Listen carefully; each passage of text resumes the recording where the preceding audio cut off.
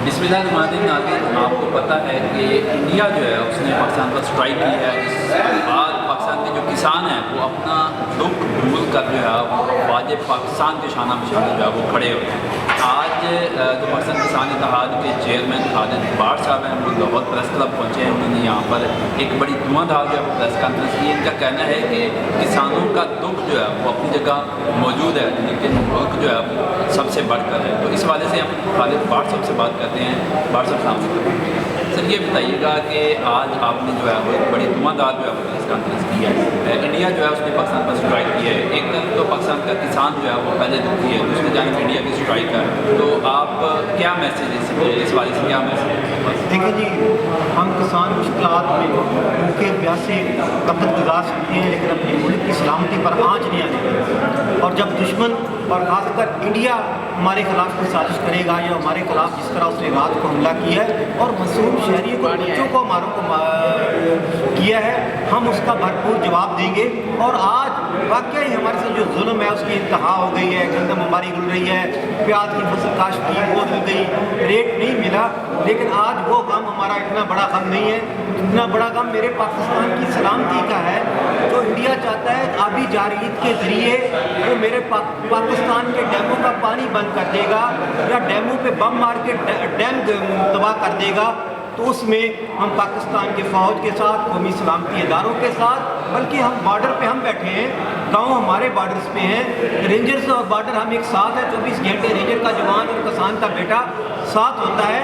तो अगर अल्लाह ना करे और मुश्किल वक्त आएगा तो मेरा किसान का बेटा जो गांव में बैठा है, अगर कोई सप्लाई लाइन में देर भी होगी तो उस रेंजर पे या वो फ्रंट लैंड बॉर्डर पे जो मेरे पाकिस्तान की फ़ौज लड़ रही है उसकी ग़िज़ाई किल्लत भी हम पूरी करेंगे। उसके वसाइल जो हमारे पास अपने गांव में होंगे, क्योंकि हम करीब हैं और उसके साथ बैठे हैं, हम भरपूर उसको सपोर्ट करेंगे। बॉर्डर पे आप बैठे हैं, किसान बैठे, तो आपको नहीं लगता कि वो किसान जो है वो पाकिस्तान वाई से भी आगे खड़ा होगा, अपना सीना करेगा इंडिया के सामने कि आप पहले हमसे लड़ें, बाद में आप आगे?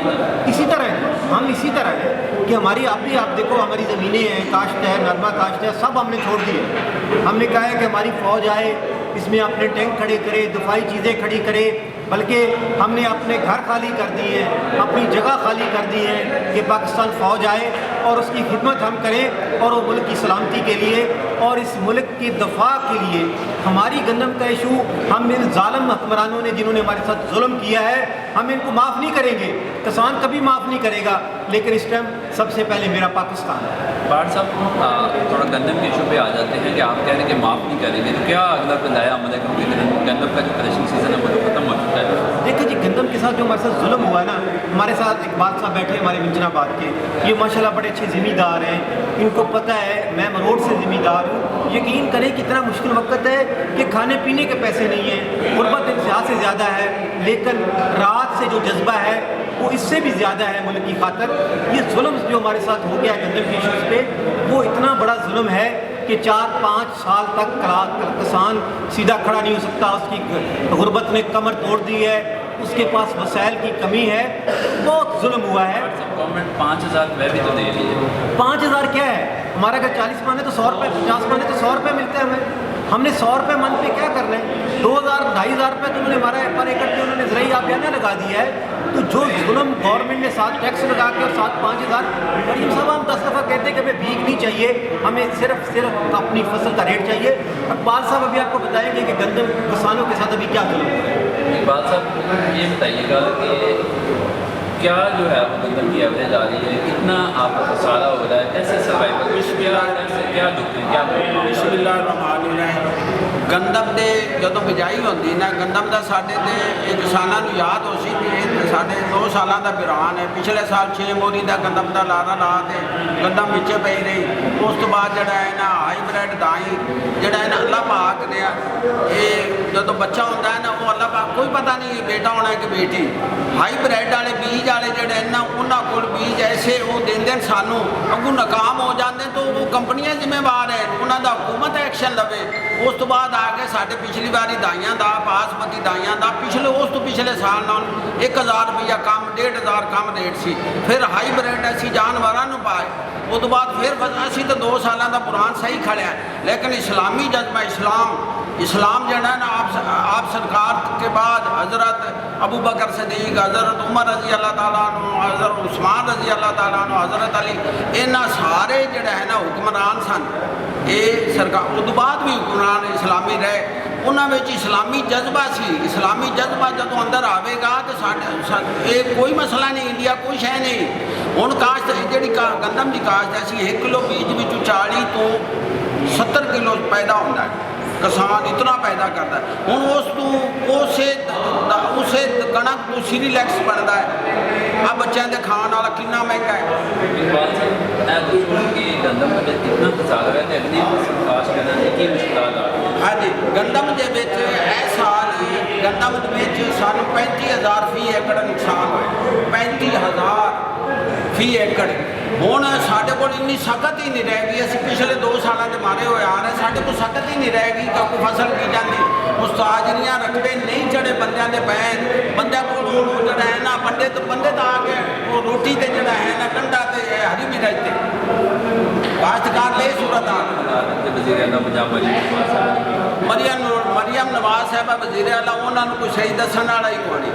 عظما گیلانی تو جڑی ایک بٹ صاحب ہے، انہوں نے کی پتا، وہ کنک پتہ نہیں پودا سمجھتے ہیں کہ درخت سمجھتے ہیں، وہ کوئی بندے میٹنگ کریں کسانوں نہ کریں۔ مریم صاحبہ تو پتہ ہی کون نہیں جڑی وزیر اعلیٰ ہے بھی کسانوں کے اصل مسائل کی ہے۔ حضرت عمر رضی اللہ تعالیٰ عنہ رات کو باہر نکلتے سن، وہ سارا عوام کا پتہ لیندے سن بھئی عوام نے مشکلات کی ہے، یہ حاکماں دا کام ہے باہر نکلنا، پتہ لینا مشکلات کی ہے، یہاں دے بشیر یہاں دے وہ سب ہو کے دس دیں بھئی وہ جڑا ہے نا بڑی خوشحالی ہے، بڑا کچھ ہے۔ بہت شکریہ اقبال صاحب۔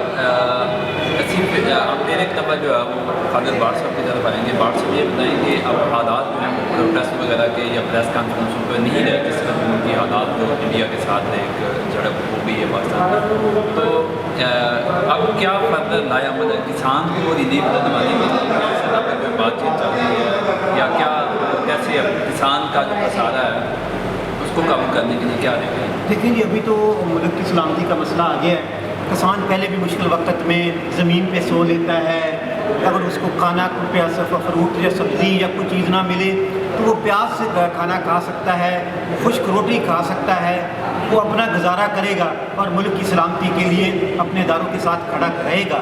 لیکن ان ظالم حکمرانوں نے جو کسانوں کا معاشی قتل کیا ہے اس کو کبھی وہ نہ معاف کرے گا نہ بھولے گا۔ ان سے ہم حساب لیں گے، لیکن پہلے میرا ملک ہے، اس کے بعد ہم اپنا پلان کریں گے۔ اب ہم تنظیم سازی کر رہے ہیں، اپنے کسانوں کو جگا رہے ہیں اور ایک لائے عمل بنائیں گے، لیکن پہلے میرا پاکستان اور اس کی سلامتی کا مسئلہ ہے۔ اس کے لیے ابھی ہم جو دکھ ہیں درد ہیں وہ اپنے دل میں چھپائے رکھیں گے، لیکن جو ظلم ان حکمرانوں نے میرے کسانوں کے ساتھ کیا ہے وہ جا کے گاؤں میں دیکھیں۔ خدا کی قسم لوگ بچوں کی شادیاں نہیں کر پا رہے، اپنے بچوں کی اسٹڈی نہیں کر سکتے۔ میں کہتا ہوں کہ اتنے مشکل وقت میں ہیں، لیکن آج ہم نے پریس کانفرنس کی تو صرف پاکستان کی بات کی، پاکستان کے اداروں کی بات کی، پاکستان کی فوج کی بات کی، جس نے وہ جنگی طیارے جس کو انڈیا کہتا تھا کہ یہ ریڈار میں نہیں آتے، بغیر ریڈار کی حملہ کر کے جاتے ہیں، تو وہ پاکستان نے پہلے دن 3 گرا دیے۔ اگر یہ 8-10 دن جنگ چلے گی تو رفیل ختم ہو جائیں گے، پھر ان کو اور زیادہ کرنا پڑے گا، لے کے آنے پڑیں گے۔ بٹ صاحب اگر جو ہمارے حکومت ہے یا ہماری ادارے ہیں، اگر ان کو ضرورت پڑتی ہے تو کیا آپ کے پاس کسانوں کی اتنی بڑی تعداد ہے کہ آپ ہزاروں لاکھوں کسان؟ میں کہتا ہوں کہ ہم کروڑوں کی تعداد میں اور 10-15 لاکھ جوان کسانوں کے بیٹے ہم پاکستان فوج کے حوالے کریں گے، اور بالکل ہم ساتھ بزرگ بچے بوڑھے، کیونکہ سب سے زیادہ قریب رسائی ہمیں ہے بارڈر پہ۔ ہم نے تو مسئلہ ہی نہیں ہے، ایک بیٹا ادھر کھڑا ہے ہمارے گاؤں میں، 4-4 ہزار آبادی کے گاؤں ہیں، اس میں 100-200 کسانوں کا بیٹا بارڈر پہ بھیجنا ہمارے لیے کوئی مسئلہ نہیں۔ گندم کی کیا صورت حال ہے؟ اگر جنگ ہوتی ہے تو گندم ہمارے پاس وافر اتنی موجود ہے کہ ہمیں کسی قسم کا جو ہے وہ غذائی قلت یا کوئی مسئلہ نہیں ہو سکتا۔ یہ سب سے بڑا مسئلہ ہے۔ میں کہتا ہوں کہ جنگ کے بعد اگر کوئی مسئلہ ہے تو یہ مسئلہ ہے، کیونکہ گندم کی کاشت کم ہوئی، گندم کے پاس ہمارے پاس اسٹورج موجود نہیں ہے۔ جو ظالم حکمرانوں کی پالیسیاں پچھلے سال سے چل رہی تھی، اس کے بعد گندم میں पैदावार में भी कमी आई है क्लाइमेट चेंज की वजह से, और लोगों ने गंदम कम काश्त की है, और फिर गवर्नमेंट ने गंदम खरीदी नहीं है। ना उसको पता है कि मेरी गंदम कहाँ पड़ी है, किसी ने घर में रखी है, किसी माफिया ने खरीद के रखी है। तो ये सबसे बड़ा अलमिया जंग के बाद अगर कोई है जो गवर्नमेंट पंजाब ने और दूसरी गवर्नमेंटों ने ये पैदा किया, जंग के बाद सबसे बड़ा ख़तरा ग़ज़ाई किल्लत का है, गंदम का है और आटे का है, जो इन हुक्मरानों ने खुद पैदा किया। मैं अपील करता हूँ आर्मी चीफ से कि जिस तरह आपने रफेल त्यारे मार गिराए ना, खुदा के वास्ते ये जो जालिम हुक्मरान है जो मुल्क की सलामती के लिए ख़तरा है, इनको भी मार गिराए। बहुत शुक्रिया कादिर द्वार से। नाज़रीन, आपने कादिर द्वार से बातें जो मुझे तफसील से सुनी, मुझे दी इजाज़त।